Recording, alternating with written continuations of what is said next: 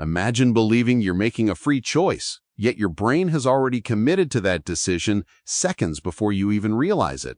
This is just one of the profound insights from a recent compilation of research into the subtle ways our minds are influenced, a work we'll refer to today as The Subtle Art of Mind's Playbook by Dr. Elias Thorne.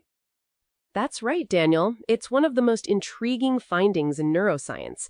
The idea that our conscious awareness often lags behind our brain's activity when making a decision. Researchers conducting famous experiments observed participants told to press a button whenever they felt like it. Brain scans detected neural preparation seconds before the person even became aware of their intention to move. It's almost as if the mind has already turned the page before consciousness has a chance to read the ink. So if my brain has already decided, am I truly choosing? This seems to challenge our very notion of free will. Are we just passengers in our own minds? It doesn't necessarily mean free will doesn't exist. The debate is still very much open. But what it does suggest is that our awareness isn't always the captain. Sometimes it's more like a belated witness arriving on the scene after the machinery has already started. The feeling of choice is real, but it's not the whole story of how our actions originate. That's a fascinating reframe of agency. Speaking of mind's influence, hypnosis often gets dismissed as pure stage magic, waving pendulums, clucking like a chicken. But Dr. Thorne's work suggests there's something far more compelling at play. Absolutely. While the theatrical portrayal is common, the true impact of hypnosis is much more subtle and interesting. Under the right conditions, just a voice and a suggestion can genuinely alter real-world experience. Some patients under hypnosis, for instance, report feeling less pain during medical procedures. Brain imaging studies have even shown actual changes in regions related to attention and pain processing. It wasn't just them playing along, it was a measurable shift. This shows that language alone can sometimes reach perception and effectively rewrite what feels real from the inside out. How can mere words achieve such physical changes? What mechanism allows a voice to help the brain reorganize its experience? It comes down to trust and expectation. When a suggestion is presented with confidence and received with a degree of trust, the brain can use that input to remodulate its own sensory processing. It's not about limitless power or turning people into helpless puppets, but about guiding the brain's focus and interpretations. It highlights the profound connection between our psychological state and our physical experience. Another potent form of influence discussed is repetition. The idea that a foreign notion can quickly begin to feel like truth. This seems like a core mechanism for propaganda. It is. The human brain loves familiarity. When a statement is heard repeatedly, it becomes easier to process. And this ease of processing can mistakenly be interpreted as truth. Psychologists call this the illusory truth effect. So an assertion doesn't necessarily need strong evidence. Sometimes it just needs to be kept in circulation. A rumor repeated at dinner tables, in headlines, on social media feeds, even if it began as nonsense, can, over time, feel solid and familiar. It's partly why propaganda is so effective. The brain is built to save effort, and familiar information requires less effort. With time, ease morphs into comfort, and comfort resembles reliability. So are you saying if I just keep repeating something, people will eventually believe it, no matter how absurd? That seems to imply a rather cynical view of human cognition. Not necessarily that they will believe it as a definitive fact, but that it will feel more credible and less questionable. The brain perceives the well-known as safer than the unknown. What returns often begins to feel like what belongs. This is why repetitive slogans can shape entire cultures, not because every listener is easily fooled, but because the brain is wired to feel more secure with familiar information. It's a subtle process, not an overt brainwashing. This leads directly to another uncomfortable truth, the human tendency to obey authority even when it conflicts with personal conscience. The Milgram experiment is legendary for revealing this. Indeed. In one of psychology's most disturbing lessons, ordinary people were placed in a lab and led to believe they were administering painful electric shocks to another person. Many protested, many were distressed, yet a surprising number continued when an authority figure calmly insisted the experiment required it. This study became famous because it didn't unearth monsters. It revealed something far more unsettling, that for many people to do harmful things, they don't need cruelty in their hearts. They just need a system that allows them to pass the responsibility upward. A white lab coat and a confident instruction can make private doubt feel very small. That's a chilling thought. It implies we're all susceptible to this, given the right circumstances. How does this passing of responsibility work in the mind? It's about the perceived legitimacy of the authority. When authority appears organized, certain, and legitimate, it can overwhelm individual moral reasoning. The focus shifts from the morality of the action itself to the act of following instructions. While many participants did resist, and real life is far more complex than a lab, the experiment remains unforgettable for showing how easily conscience can be suppressed when authority seems legitimate and unwavering. The source also points out how small social cues can quietly reshape what we see and remember. This is particularly relevant to eyewitness testimony. Memory often feels like a recording, but it behaves more like wet paint. It can be smudged, polished, or altered by suggestion long after the event has concluded. In classic experiments, people watched videos of car accidents and were later asked questions. When the wording shifted from one group to another, for instance, asking how fast the cars were going when they smashed instead of hit, memories changed. People often recalled higher speeds and more damage. Some even remembered broken glass that wasn't there. What's astonishing is that the cue came after the event. A small change in language reached backward and reshaped what seemed already settled.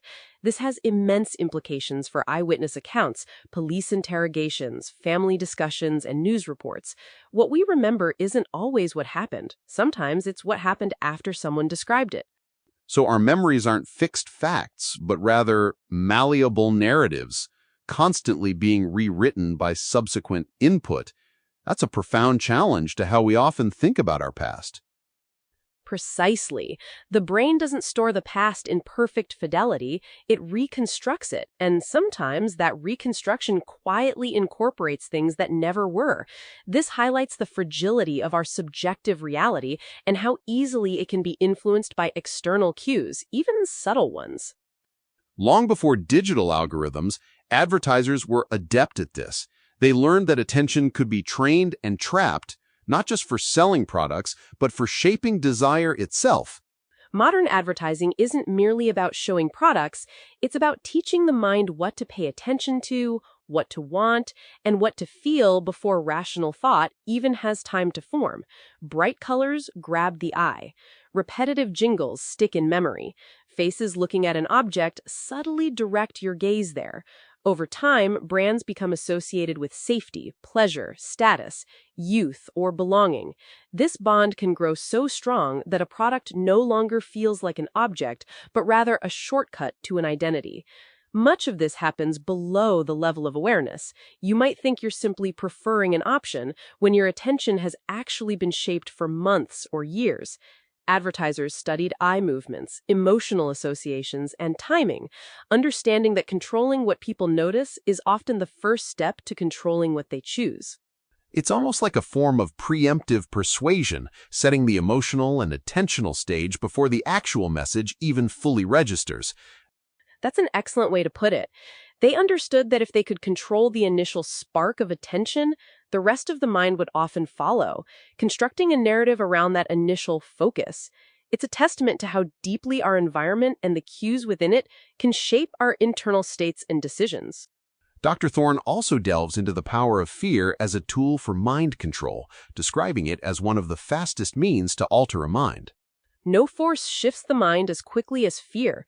The moment a threat feels real, attention narrows, the body floods with stress chemicals, and complex thought gives way to immediate reaction.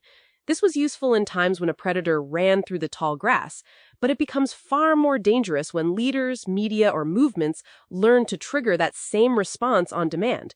Fear makes people cling to certainty. It makes harsh measures seem reasonable. It can turn neighbors into suspects and suspicion into disloyalty.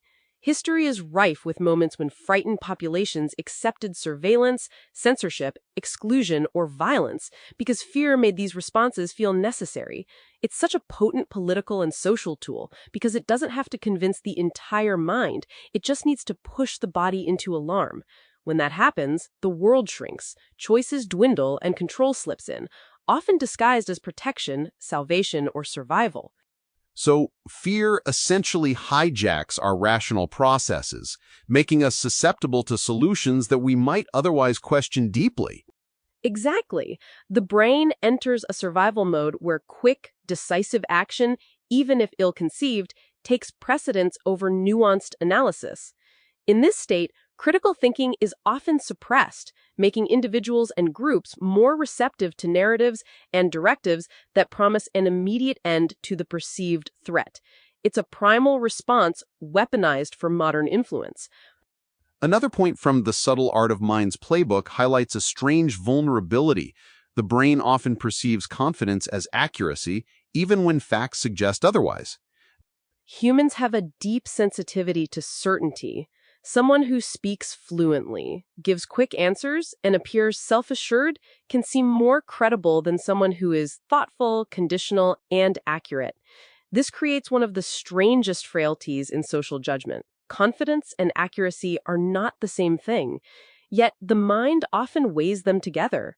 In courtrooms, interviews, classrooms, and elections, the most convincing voice isn't always the most truthful one. It might simply be the least hesitant. This helps explain why misinformation can spread so effectively through charismatic speakers. The style of presentation can override the substance underneath. We aren't just listening to the content, we're also reading the tone, the posture, the pace, and the certainty. Deep down, confidence feels like proof of mastery. But confidence can be performed, rehearsed, and weaponized. A bold lie can sweep past a modest truth simply because it appears more certain. That's a sobering thought. So it's not just about what is said, but how it's said. The performance itself can be a form of manipulation. Precisely. The mind rewards certainty, not because it's always correct, but because it feels easier to follow. When truth doesn't immediately manifest, the most vocal and assured speaker can commandeer reality simply through their presentation. It's a shortcut our brains take that can have significant consequences for how we process information and form beliefs.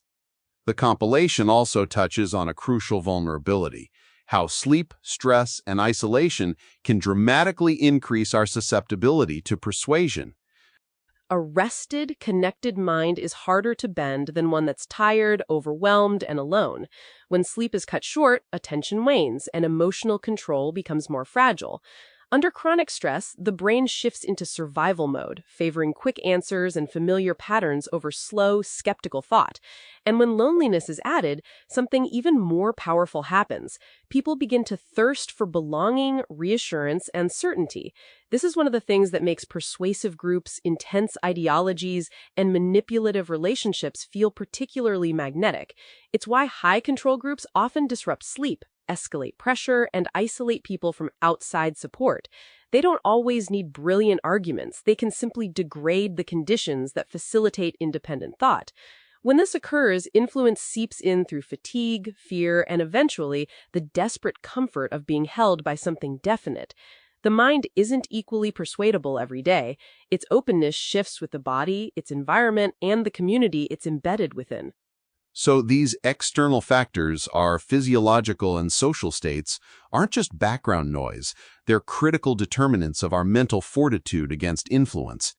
Absolutely. They create a vulnerability window.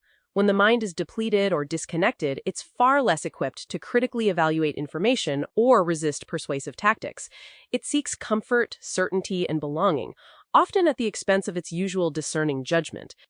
Shifting gears to nature's influence, Dr. Thorne reminds us that some parasites can essentially take over animal behavior, turning them into living puppets.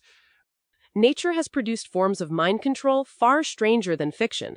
Certain parasites don't just infect animals, they change what the animal does next. A parasite called toxoplasma can make infected rodents less afraid of cat scent, increasing the likelihood they'll be eaten and thus transmit the parasite into the reproductive cat. Hairworms grow inside insects and can guide them toward water, where the worm will continue its life cycle.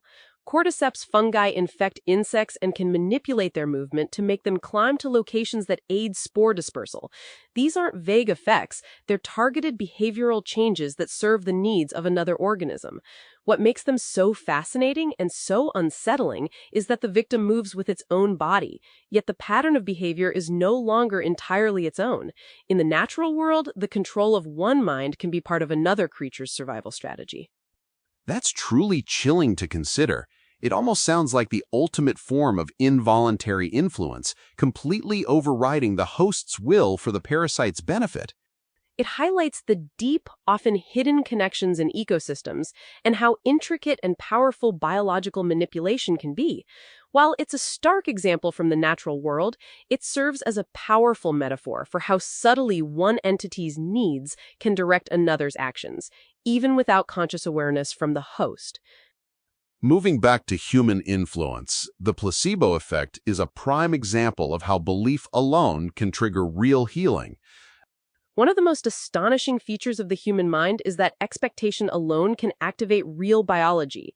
In medical studies, some patients improve after taking pills containing no active medication, provided they believe treatment has begun.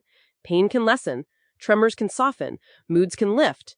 Measurable changes can even appear in heart rate, hormone release, and brain chemistry. This doesn't mean the illness was imaginary. It means belief can be part of the body's response.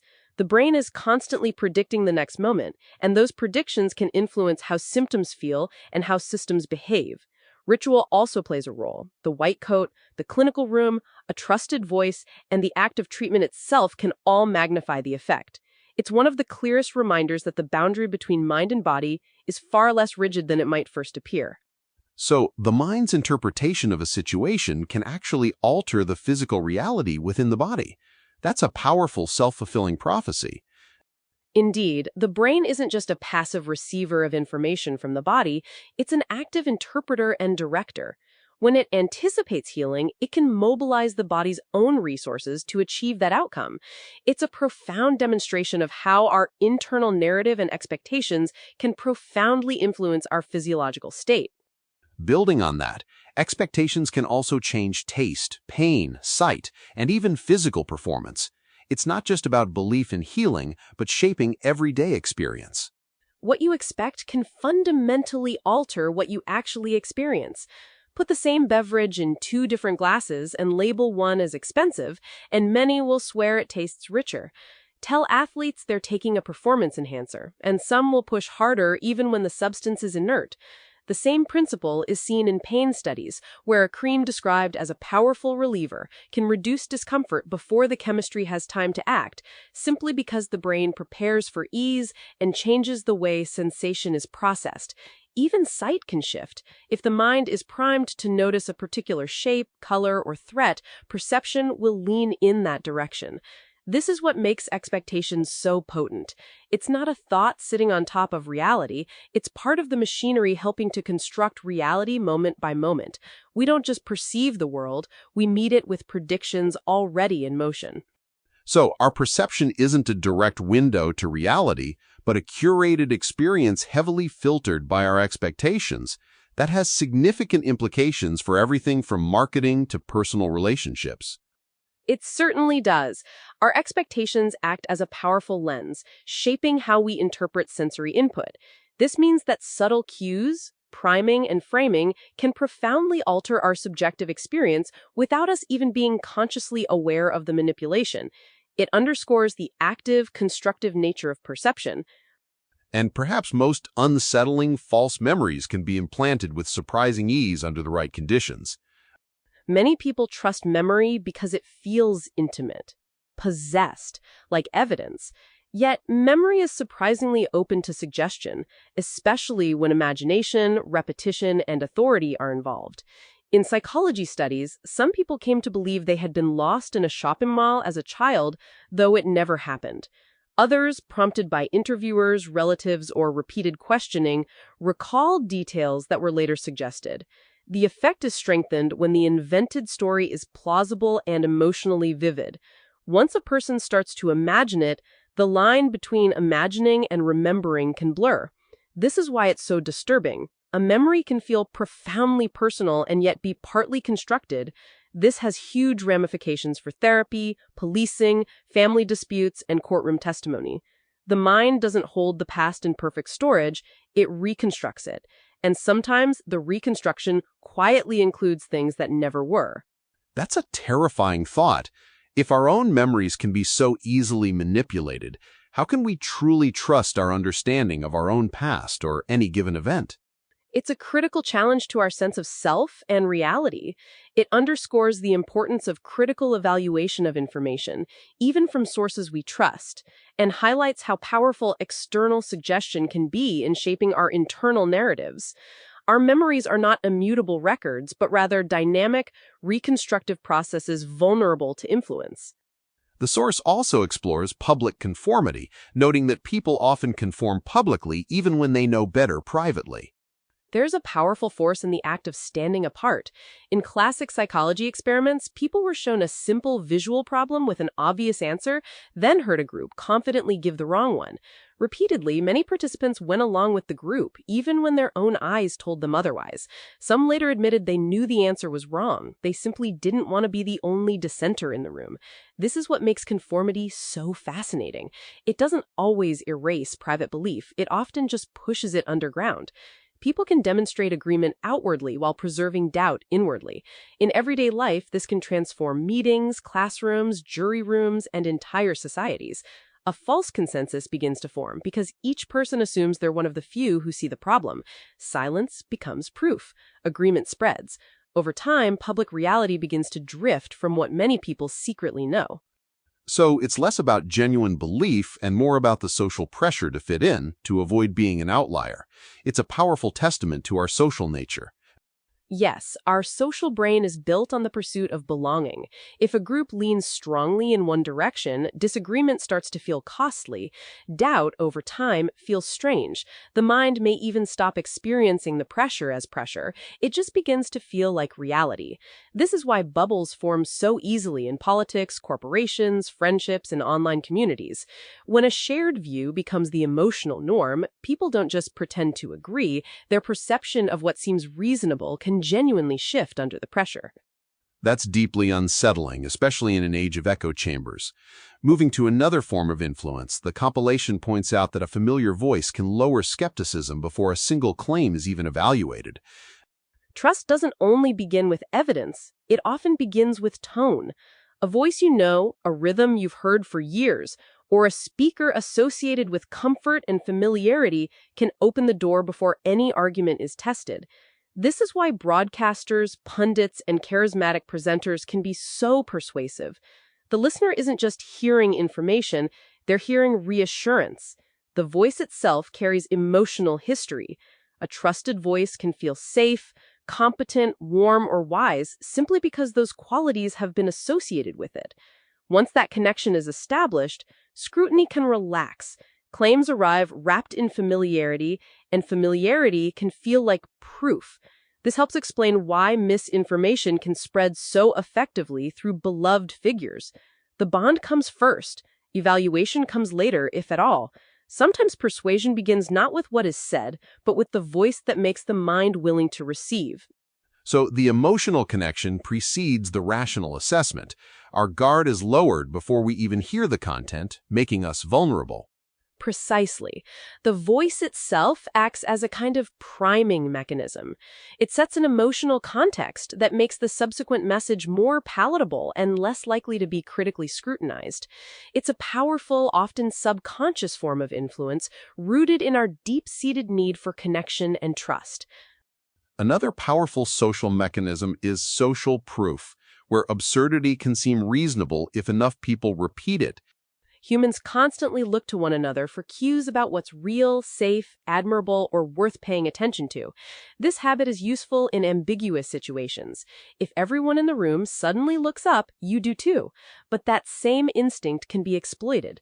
When many people appear to believe something, the claim itself begins to feel more reasonable. Comments, crowds, trending hashtags, applause, and visible popularity all send the same message. Others accept this. Perhaps you should too. The problem is, apparent agreement isn't the same as careful truth. Numbers can be inflated. Crowds can be curated. Bots can mimic consensus. Yet the signal still works because the mind reads popularity as proof of value or veracity. This is why absurd ideas can become mainstream. Once repetition is matched with open public support, even weak claims begin to sound like they're anchored to something larger than themselves. So it's not the inherent truth of an idea, but its perceived popularity that gives it weight. This is particularly concerning in the digital age, where popularity can be easily manufactured. Exactly. The mind, seeking shortcuts and relying on social cues, often defaults to believing what seems widely accepted. This bypasses critical thinking and can lead to the widespread adoption of ideas that lack any real substance. The digital age has simply amplified this ancient human vulnerability. Building on that, group pressure can distort judgment in ways that feel entirely normal. Influence doesn't always come as an overt demand. Sometimes it feels like an atmosphere. Sit in a room where everyone reacts the same way, laughs at the same time, approves of the same ideas, and treats one version of events as settled, and your own judgment begins to bend. It's not because you're weak. It's because the social brain is built on the pursuit of belonging. Humans survive in groups, and that ancient connection still shapes how we think. If a group leans strongly in one direction, disagreement starts to feel costly. Doubt, over time, feels strange. The mind may even stop experiencing the pressure as pressure. It just begins to feel like reality. This is why bubbles form so easily in politics, corporations, friendships, and online communities. When a shared view becomes the emotional norm, people don't just pretend to agree. Their perception of what seems reasonable can genuinely shift under the pressure. It's the insidious nature of it, the pressure becoming internalized, making us believe our altered perception is our own independent thought. That's the critical point. The mind, in its drive for social harmony and belonging, will unconsciously adjust its own interpretations to align with the group. This means true dissent becomes psychologically difficult, and often what feels like an independent thought is merely an echo of the collective, reinforced by internal pressure. Dr. Thorne's work also highlights a disturbing pattern. People surprisingly often trust confident lies more than hesitant truths. Truth doesn't always win the first impression. In many situations, the mind responds more readily to the person who speaks without hesitation, doubt, or apparent struggle. Confidence reads as competence. It suggests knowledge, rank, and certainty. Hesitation, by contrast, can be misinterpreted as weakness, even if it comes from honesty, care, or nuance. This is why a smooth lie can travel so well in everyday life. It arrives with the emotional texture of authority. An honest person pausing to weigh details might sound less convincing simply because their performance is less polished. This bias affects witnesses, teachers, politicians, and friends. It shapes who is believed in rooms where the facts are not immediately apparent. The danger is clear. If confidence becomes a shortcut for truth, the loudest and boldest speaker can outrun reality. Sometimes the mind rewards certainty, not because it's correct, but because it feels easier to follow. So we're not just evaluating the content of a message, but also the delivery, and that delivery can heavily skew our perception of its veracity. It's a triumph of style over substance. Precisely. Our cognitive shortcuts, which are often useful for navigating a complex world, can lead us astray when faced with skilled manipulators. The emotional resonance of confidence can bypass the slower, more effortful process of critical evaluation, making us susceptible to polished falsehoods. Music is another powerful, often subconscious influencer. It can change the emotional ground long before words even have their turn. Before a speech persuades, Before a slogan settles, before a single sentence is understood, music can already be shifting the emotional ground underneath. A low, uneasy note can build tension. A rising swell can promise hope. A driving rhythm can build momentum and urgency. Filmmakers have known this for decades. Change the music under the same image, and the meaning shifts with it. A slow melody might make a face look tragic. A sharp, driving score might make it look dangerous. The same principle extends far beyond cinema. In rallies, advertisements, religious ceremonies, and stores, music prepares the body to feel whatever comes next. It sets the breath, the expectation, and the tempo. This is why music is such a subtle vehicle of influence. It acts on the mood first. By the time language arrives, the emotional direction may already be set, and the listener might mistake that feeling for their own conclusion. So, music is essentially a pre-persuasion tool, setting the emotional stage so that the subsequent message lands with greater impact. That's a very accurate way to describe it. It primes the audience emotionally, making them more receptive to certain messages or interpretations. The subconscious emotional response evoked by music can powerfully influence how we perceive and process the information that follows, often without our conscious awareness. Uniforms are also mentioned as creating instant obedience by borrowing the power of symbols. A uniform is never just cloth. It carries authority, hierarchy, and expectation before the person inside it has even spoken. A lab coat can suggest expertise. A military uniform can signal command. A police badge can create instant compliance even in situations where the same request from an ordinary stranger would be ignored or questioned. This comes from the brain's rapid response to symbols. It categorizes people by roles and then adjusts behavior around those roles. This shortcut is useful in many parts of life. It helps societies function, but it also creates an opening. When authority is carried in the body, appearance can borrow trust not yet earned. Experiments and real-world scandals have shown how easily people can be swayed by signals of status. A costume can unlock doors, bypass doubt, and reshape social behavior in seconds. Sometimes the symbol of power influences the room before the person themselves does anything at all. So, it's not the individual's inherent qualities, but the symbolic power they embody that commands deference. It's a fascinating and potentially dangerous shortcut our brains take. Exactly. Our brains are hardwired to process symbols quickly and assign meaning to them. This allows for efficient social interaction, but also creates a vulnerability to manipulation where the symbol's authority is assumed rather than earned, leading to uncritical obedience. Scarcity is highlighted as one of the fastest ways to make ordinary things feel urgent, valuable, and irresistible. Tell people something is in plentiful supply, and many will pass it by calmly. Tell them there are only a few left, or that the opportunity vanishes at midnight, and the same object suddenly seems laden with importance. Scarcity changes the emotional temperature of a decision. It creates pressure, sharpens desire, and makes hesitation feel risky. This is why limited editions, disappearing offers, wait lists, and low stock warnings are so commonly employed. The brain processes potential loss differently than potential gain. Missing out on something can feel worse than paying too much, choosing poorly, or buying something unnecessary. This bias extends far beyond shopping. Scarcity can make attention feel more valuable, time more dramatic, and exclusive groups more enticing. When access feels threatened, people often want the thing more, not less. What's striking is how quickly this can happen.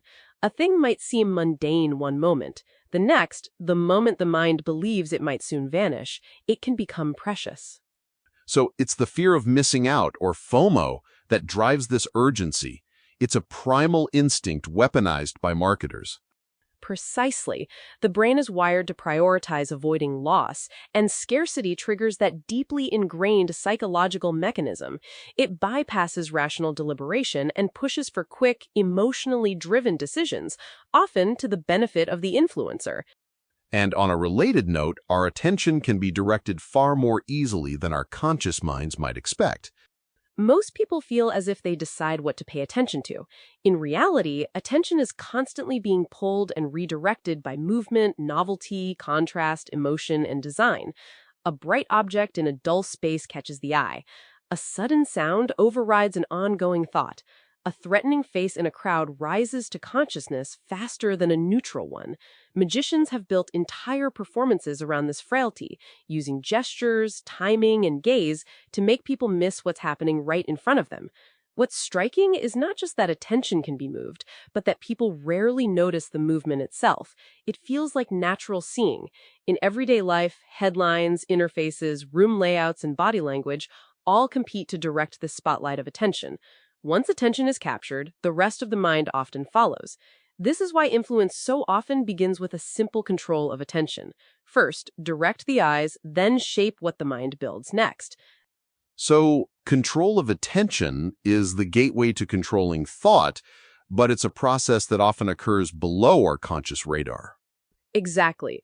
We believe we're actively choosing where to focus, but often our attention is being subtly guided by external stimuli and design principles. By capturing and directing attention, influencers can create the initial conditions for their messages to land more effectively, often without us realizing our mental focus has been managed. The concept of priming also shows how choices can be subtly guided by thin cues without our awareness.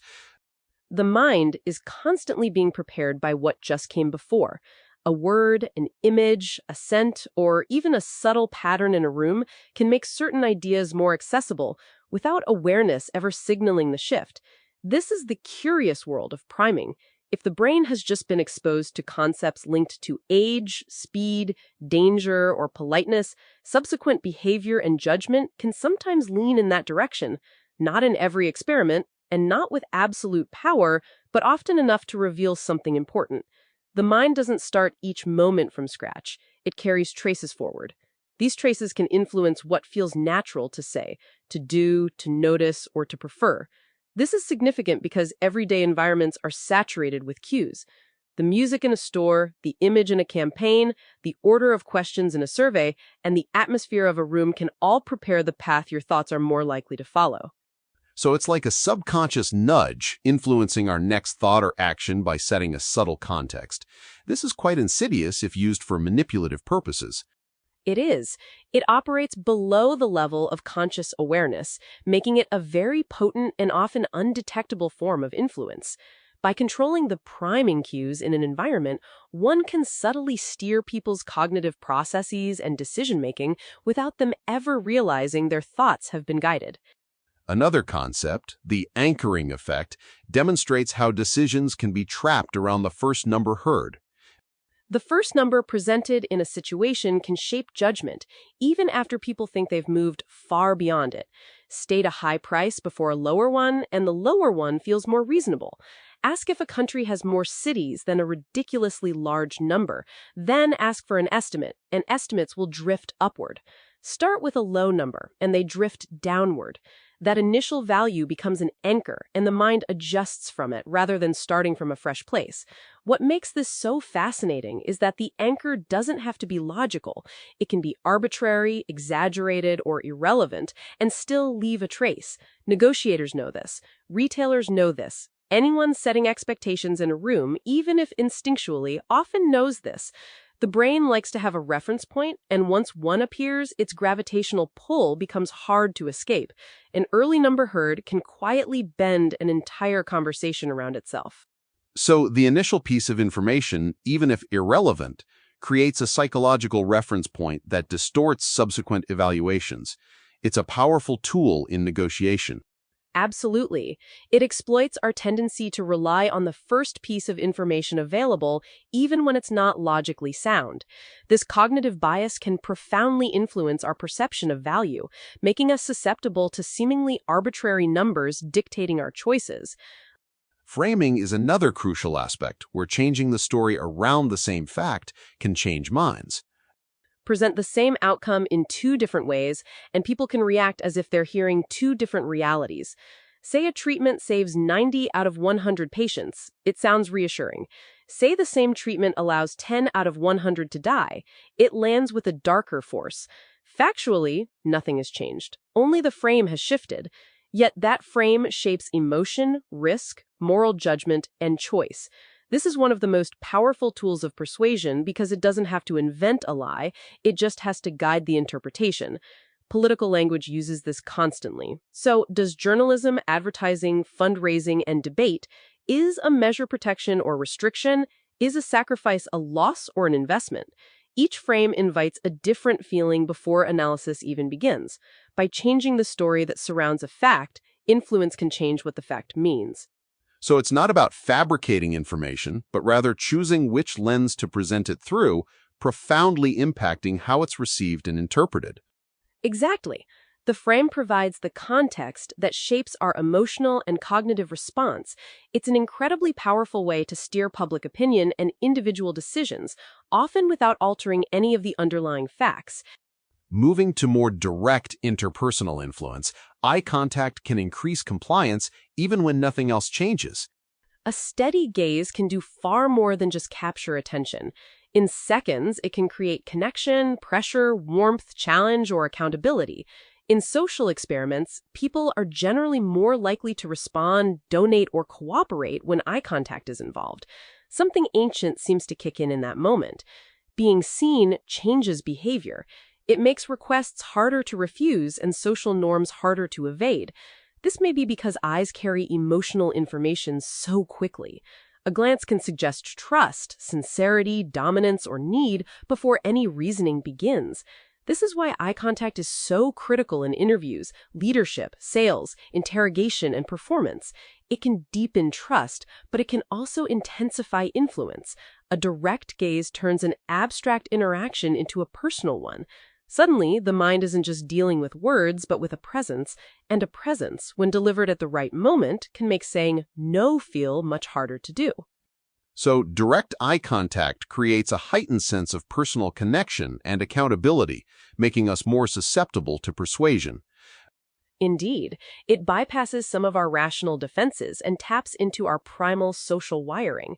Being directly engaged by another's gaze creates an immediate, visceral response that can override our logical inclinations, making us more likely to comply. Compliments are also surprisingly potent, capable of lowering defenses even when people know it's flattery. Praise has a strange power because it changes not only how we see the speaker, but also how we feel in our own skin. A compliment can create warmth, elevate status, and trigger a small flicker of belonging. When this happens, skepticism often softens. What's remarkable is that this can work even when the praise is transparently insincere. People might know they're being flattered, yet still feel more open to the person doing it. The emotional effect overrides the critical one. A compliment whispers, "You are seen, you are valued, you are above average, you are special."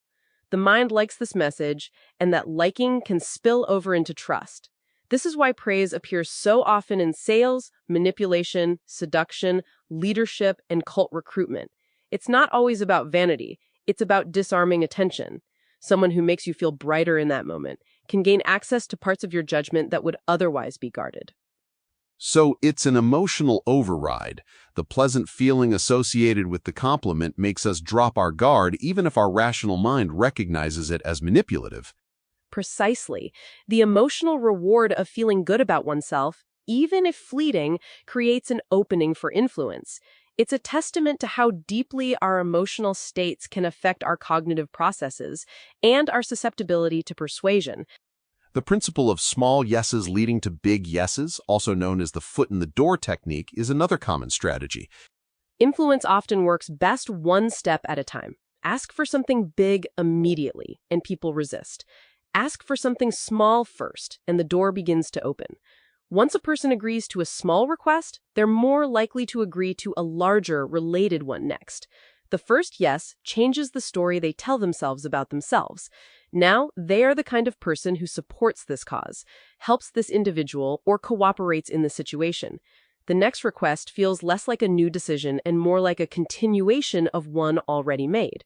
This is what makes this effect so elegant and so dangerous. It doesn't rely on force, it relies on consistency. The mind likes to see itself as stable over time.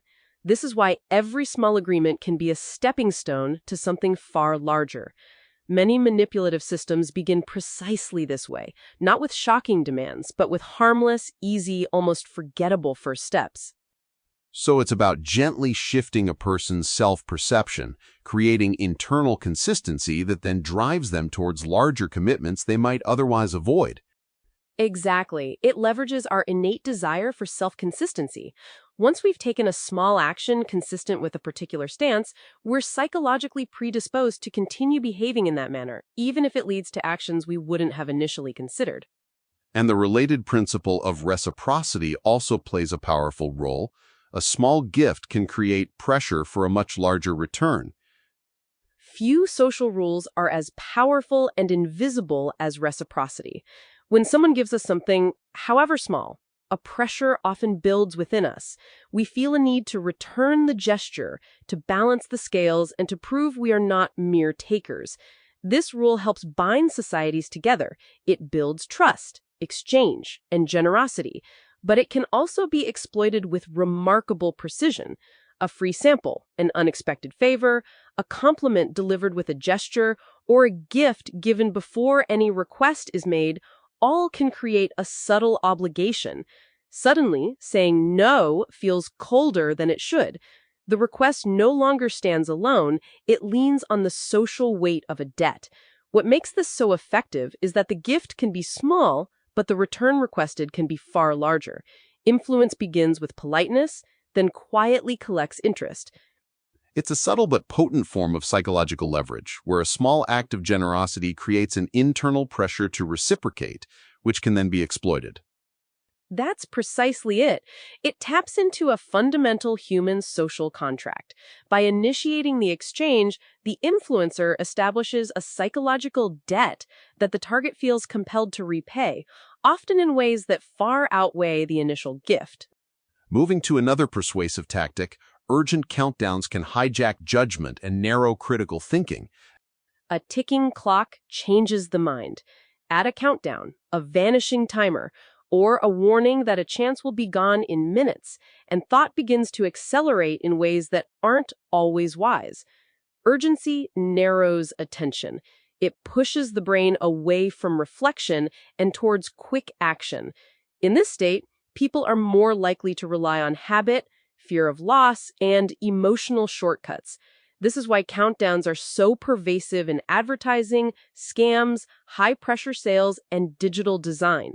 The timer does more than measure time. It creates a small psychological emergency. Even if the deadline is artificial, the body responds as if it's real.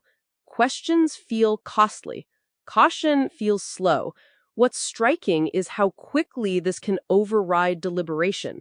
Someone who dislikes being pressured might still click, agree, or give in because the pressure makes delay feel more painful than a bad decision.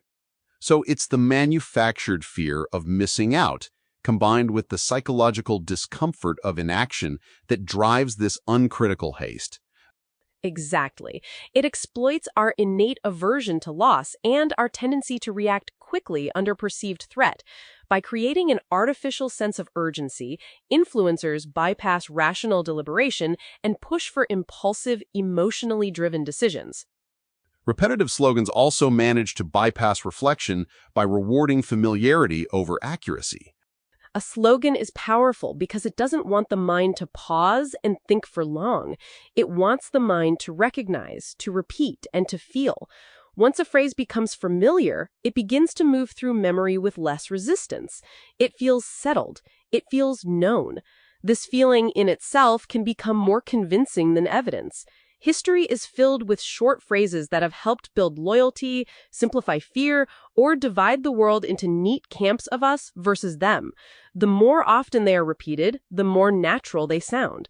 Soon people aren't weighing the phrase, they are living inside it.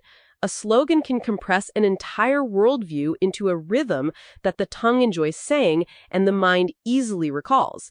This is why it can travel further than a careful explanation. Repetition turns language into a mental pathway. When enough people walk that path together, reflection begins to feel slower, stranger, and less rewarding than simply repeating the line. So it's about bypassing critical thought by making the message feel intrinsically right through sheer familiarity and ease of processing. Precisely. The brain defaults to what's familiar and easily processed, making these catchy, repetitive phrases incredibly effective at shaping beliefs and attitudes, often without any deep understanding or critical evaluation of their content. And on a similar note, rhymes can make weak claims sound wiser than they truly are. There's an almost magical quality to a phrase that falls into rhythm. When words rhyme, they feel cleaner, sharper, and somehow more complete. Psychologists have found that people rate rhyming statements as more accurate or insightful than non-rhyming ones, even when the meaning isn't stronger. A rhyming line is easier to process, and that ease can be mistaken for wisdom. It feels polished, catchy, and somehow more deserving of trust. This is why proverbs, slogans, and sales pitches so often lean on sound more than substance. The mind likes patterns. It rewards them with attention and recall. A weak idea dressed in rhyme can therefore sound older, deeper, and more trustworthy than it actually is. The effect is subtle, which makes it particularly fascinating. Sometimes persuasion doesn't win by offering better logic.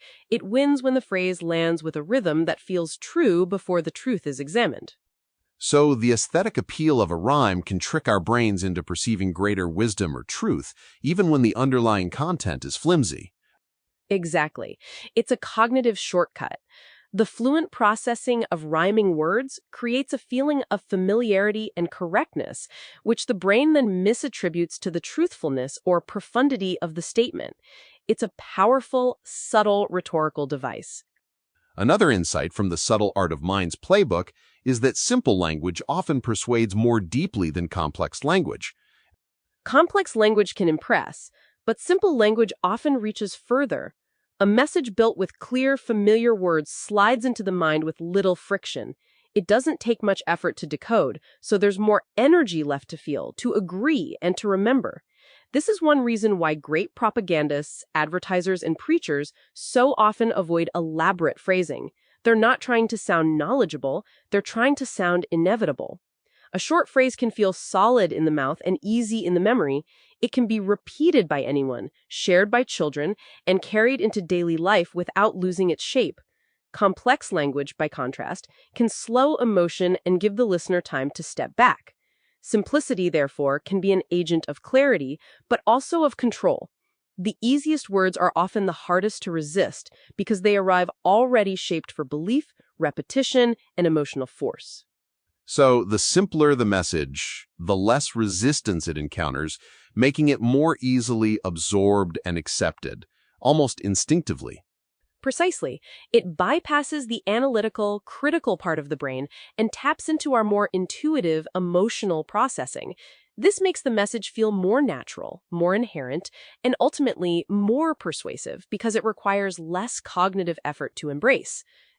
Chaos and confusion are also described as increasing suggestibility when people search for clarity. When the mind loses its bearings, it seeks direction. Chaos creates discomfort because humans want patterns, reasons, and coherent narratives. In moments of uncertainty, a person might accept explanations they would normally question, simply because a clear answer feels better than remaining in the fog. This helps explain why contradictory information, overwhelming jargon, or rapidly changing rules can make people more easily influenced. When a person is mentally adrift, the first credible guide can seem unusually attractive. Some manipulators understand this very well. They overwhelm people with complexity, break usual expectations, or disorient emotional direction, then offer a neat interpretation that promises relief. The suggestion doesn't just enter as an idea, it enters as an exit from chaos. What makes this so powerful is that the mind isn't only persuaded by the answer itself, it's persuaded by the soothing contrast between chaos and clarity. In the storm of uncertainty, even a bad compass can feel invaluable. So, in moments of disorientation, the brain prioritizes finding any sense of order, making it highly vulnerable to any solution offered, regardless of its validity. Exactly. The psychological discomfort of uncertainty is so strong that people will grasp at explanations that offer a sense of control and understanding, even if those explanations are flawed or manipulative. This is why creating chaos can be a deliberate strategy for influence. And fatigue as well plays a role in weakening resistance when the brain just wants the easiest answer. A tired mind doesn't reason like a rested one. When energy dips, the brain begins to conserve effort. It leans harder on shortcuts, habits, emotional responses, and the answer that is easiest to process. This means long hours, lack of sleep, and mental overload can quietly strip away the patience needed for skepticism. Someone who would normally question a claim, compare options, or set a boundary might simply nod, agree, or give in because resisting has become too costly. This is why fatigue is so critical in interrogations, sales pressure, online scrolling, and high demand groups. Exhaustion doesn't just make people slower, it changes the kind of thinking they can access. Nuance fades, defaults kick in, relief truly begins to look smarter. What's striking is how ordinary this is. Sometimes no dramatic coercion is needed, just enough fatigue for the easiest answer to feel correct. So exhaustion literally degrades our cognitive filters, making us susceptible to whatever requires the least effort to process or accept. That's right. It impairs our executive functions, including critical thinking, impulse control, and decision making. When we're tired, our brains are less able to engage in effortful processing, making us more reliant on heuristics and more vulnerable to persuasive tactics that offer a simple, immediate solution. Loneliness also increases vulnerability to groups promising certainty and belonging. Loneliness isn't just sadness, it's a deep social hunger, and hunger changes judgment. When people feel disconnected from others, they often become more receptive to invitations that offer identity, warmth, and a place to stand. A group that says, "We see you, we need you, you belong here," can feel almost irresistibly powerful after a long period spent feeling disconnected. This is one reason why extremist circles, conspiracy communities, and controlling movements so often present themselves as family or an awakening rather than an organization. They don't start with demands, they start with recognition. Longing becomes the bait, and certainty becomes the reward. Once a lonely person is emotionally held by a group, ideas that once felt strange can begin to feel sacred because they are now tied to the connection itself. The mind doesn't only adopt beliefs, it now protects the home those beliefs represent.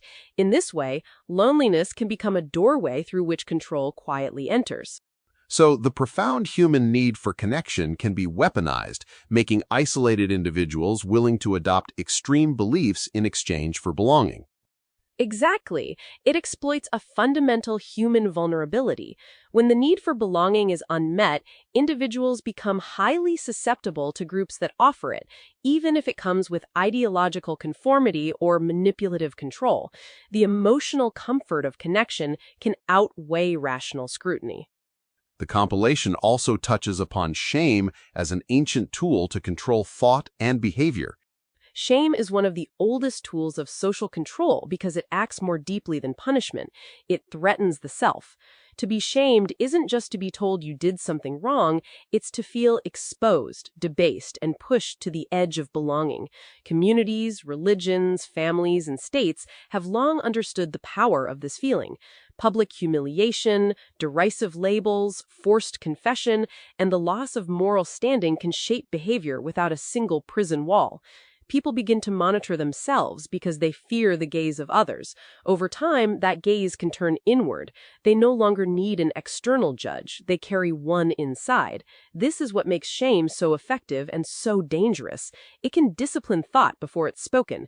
It can narrow curiosity, silence dissent, and train obedience through terror. A punished body might resist.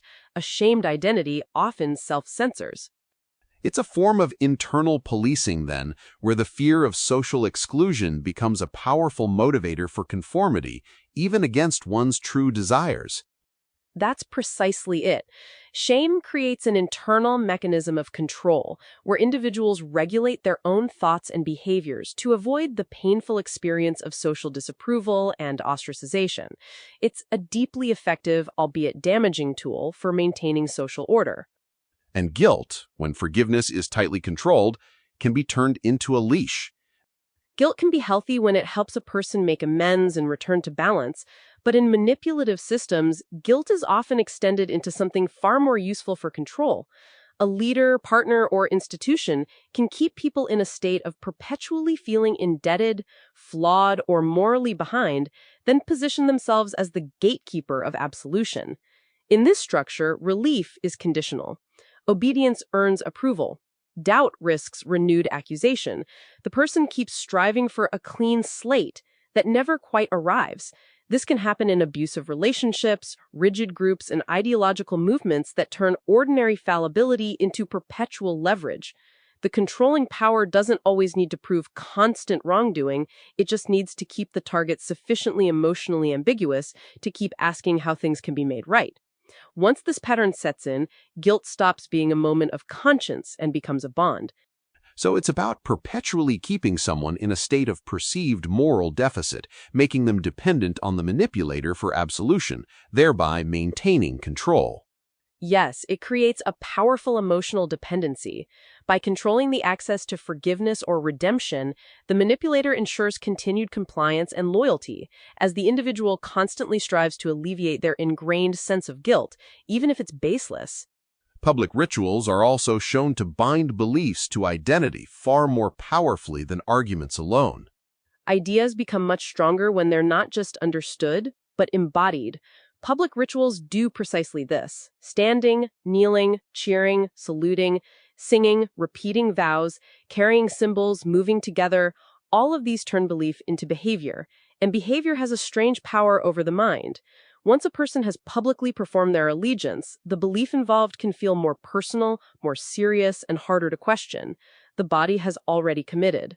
The social cost of backing out has increased. This is why rituals appear in religion, politics, schools, militaries, and movements of all kinds. They do more than express values. They bind them into memory, emotion, and identity. A speech can be forgotten. A ritual felt in the body often remains. It becomes a scene the mind returns to when asking, "Who am I, and where do I belong?" Belief deepens not just when it is heard, but when it is lived out publicly.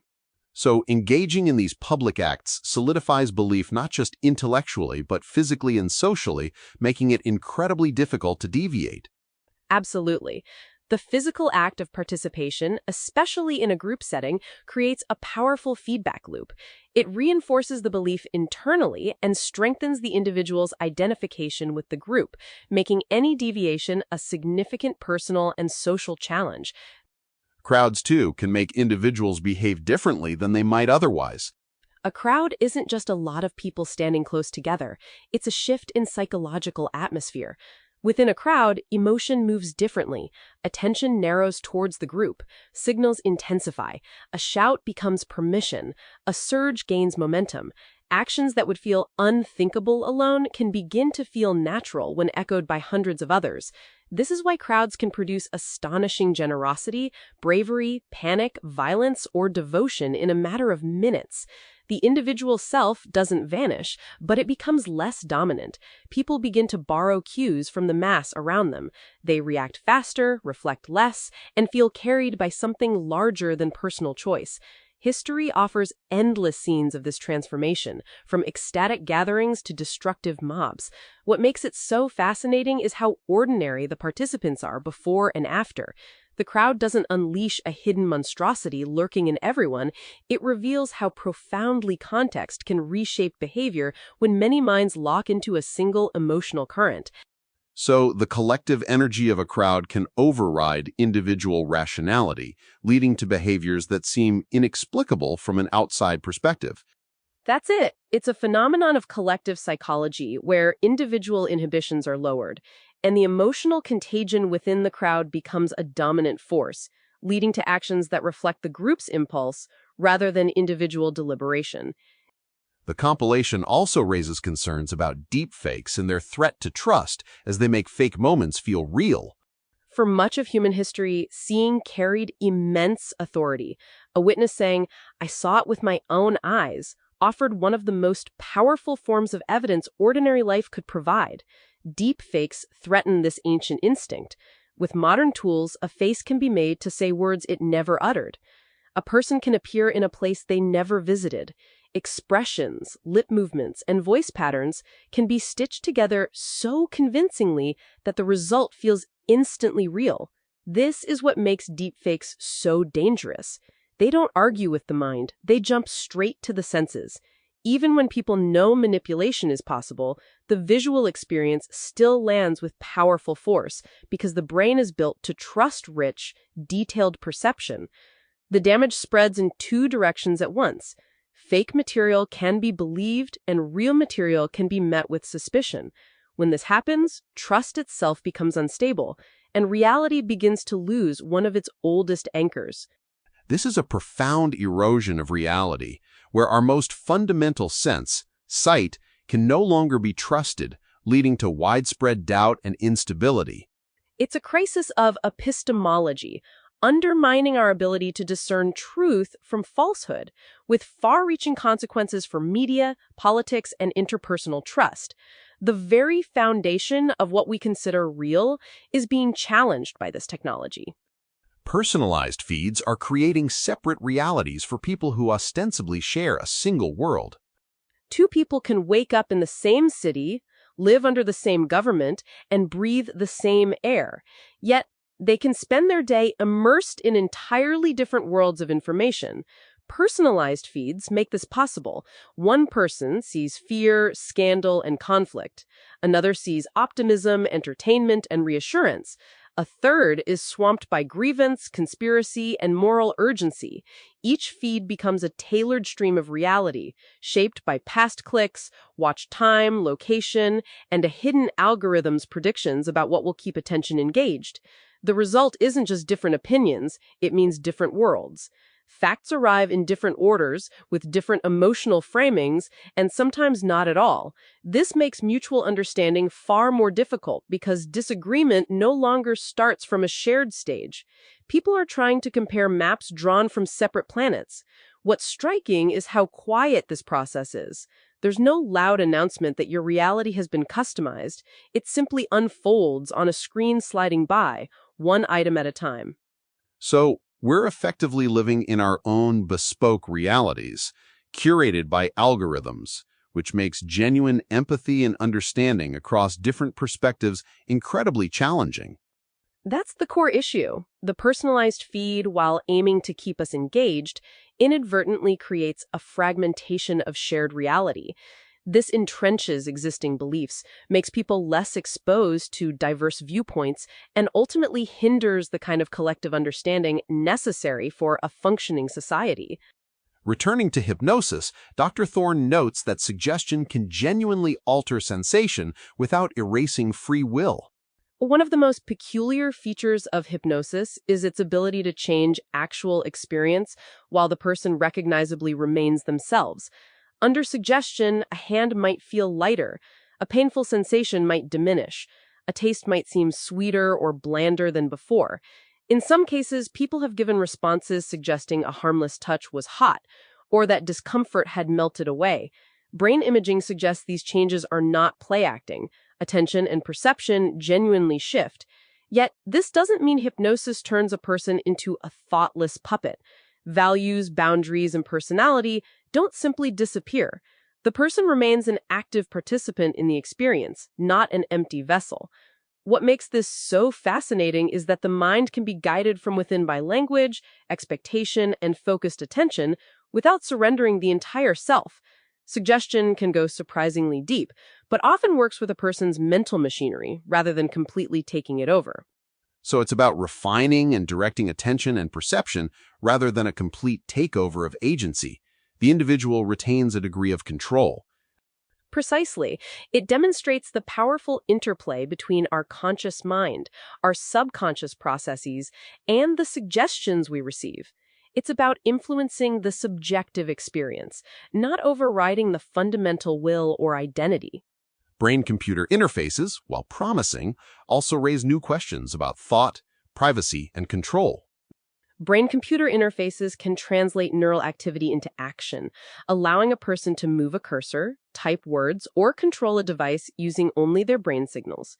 For paralyzed individuals, this possibility is extraordinary, offering communication and agency where the body may no longer cooperate. Yet the same technology opens disturbing questions. If a machine can read patterns linked to intention, what will mental privacy mean in the future? If software can also stimulate or direct neural activity, where does assistance end and influence begin? These are no longer distant philosophical puzzles. They are emerging practical concerns. As devices connect more intimately with the brain, it becomes more crucial to ask who owns the data, who interprets it, and how truly protected the user is. The promise is immense, but so is the responsibility. When technology begins to meet thought at the level of direct neural exchange, freedom may require safeguards we're only just beginning to imagine. This technology represents a frontier where the very essence of self and autonomy could be redefined, demanding profound ethical considerations alongside its transformative potential. Absolutely. As we move closer to direct interfaces with the brain, the lines between thought, intention, and external control become increasingly blurred. This necessitates a proactive and robust framework of ethical guidelines and regulatory oversight to ensure these technologies enhance human capabilities without compromising our fundamental freedoms. On a more natural note, deep sleep is described as a powerful recalibrator for the mind, while the body consolidates memory. Sleep isn't merely rest, it's an active process of recalibration. During sleep, the brain processes the experiences gathered during the day, strengthening some memories, attenuating others, and shifting emotional loads. This has huge implications for influence and vulnerability. A sleeping mind is truly apart from a mind that hasn't reprocessed everything it experienced in real time during the day, hasn't had the chance to smooth out small uncertainties, blurred boundaries, and errors of judgment that, if accumulated, would feel increasingly fragile. Think of what sleep does to the body with what consciousness does with independence. It repairs memory, judgment, and emotional balance, qualities that make it less likely for external pressures to leave a true mark. Sleep is therefore one of the foundations not just of health, but of mental liberty. So, sleep isn't just restorative, it's crucial for maintaining our cognitive integrity and our ability to resist external manipulation. It's a fundamental aspect of mental resilience. Exactly. By processing and integrating experiences, sleep helps us maintain a stable sense of self and a coherent understanding of the world, making us less susceptible to confusion, misinformation, and other forms of influence that exploit cognitive disarray. And mindfulness, as well, can empower awareness of mental influence. Most often, thought moves quickly. A feeling arises, a judgment forms, and behavior begins before the person is even aware of the sequence. Mindfulness can interrupt this speed. By practicing attention to breath, sensation, thought, or awareness itself, people often get better at catching mental events earlier in their unfolding. A flare of irritation is noticed before it turns into speech. A craving is seen before it becomes action. A fear-laden narrative appears in the mind and is recognized as a story, not a command. This doesn't make a person immune to influence, but it can widen the space between impulse and reaction. In this expanded space, suggestion becomes easier to examine. This is what makes mindfulness so interesting in the context of control. It trains the machinery to observe. The mind that notices how it's being pulled gains a little more freedom than the mind that is always just already moving. So, mindfulness provides a crucial pause, allowing us to scrutinize incoming information and our own reactions, rather than blindly following impulses or external suggestions. Precisely. It cultivates metacognition, awareness of our own thought processes. By observing our mental landscape without immediate judgment, we gain the ability to choose our response, rather than being passively reactive to internal or external influences. It's a powerful tool for cultivating genuine mental freedom. Perhaps the most effective influence, then, is that which feels like your own idea. Force draws attention. Manipulation that feels self-generated often slips by unnoticed. This is what makes the most effective influence so hard to detect. A person is guided to a conclusion, but the path has been so subtly arranged that the outcome feels internally authored. Suggestions are carefully timed. Options are framed. social cues are placed. The emotional atmosphere is set. When the thought appears overtly in consciousness, it feels like a personal insight rather than an external product. This is incredibly powerful because people defend their own ideas far more fiercely than instructions imposed upon them. Once the feeling of ownership sets in, resistance dissolves. The person doesn't feel controlled. They feel awakened, convinced, or simply honest with themselves. This is the elegance of this method. It leaves pride intact. In some cases, it even strengthens pride. The mind loves the sensation of discovery, and influence is most powerful when it borrows this sensation rather than confronting it directly. So, the ultimate form of influence isn't about coercion, but about creating an illusion of self-discovery, allowing the manipulated to embrace the idea as their own, making it virtually unassailable. Exactly. It's a masterful psychological maneuver that exploits our inherent desire for autonomy and self-determination. By subtly shaping the conditions of thought, the influencer can lead individuals to conclusions they believe they arrived at independently, making the influence deeply embedded and resilient to challenge. Ultimately, the freedom of thought, as Dr. Thorne's compilation concludes, depends partly on realizing who is shaping our attention. Attention is the doorway through which almost all influence must pass. Before a belief settles, before a desire grows, before an anger hardens, there has usually been something that directed awareness to one thing rather than another. A platform highlights a story. A leader stresses a headline again and again. A room's design steers the body in one direction. A memory cue reawakens a feeling. Once attention is captured, the rest of the mind begins to build on what has been selected. This means freedom of thought isn't only about having opinions, it's also about seeing how those opinions are nurtured, framed, and presented. Someone who questions what is repeatedly placed before them might mistake curation for reality. Noticing the shapers of attention doesn't grant perfect independence, but it creates valuable friction. It slows down the automatic handoff from exposure to belief. In that pause lies one of the true foundations of mental liberty, the ability to ask, why this? Why now? Who benefits?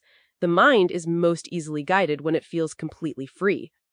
That's a powerful and essential takeaway. True freedom of thought isn't just about what we choose to believe, but understanding the mechanisms by which those beliefs are presented to us and learning to question the curated reality we're often fed. Absolutely. It's an active, ongoing process of critical self-awareness. By understanding how our attention is directed and our perceptions are shaped, we can begin to reclaim agency over our thoughts and resist the subtle and not so subtle influences that constantly vie for our minds. If you found this exploration of the mind's hidden influences compelling, consider sharing this episode with someone who would appreciate these insights.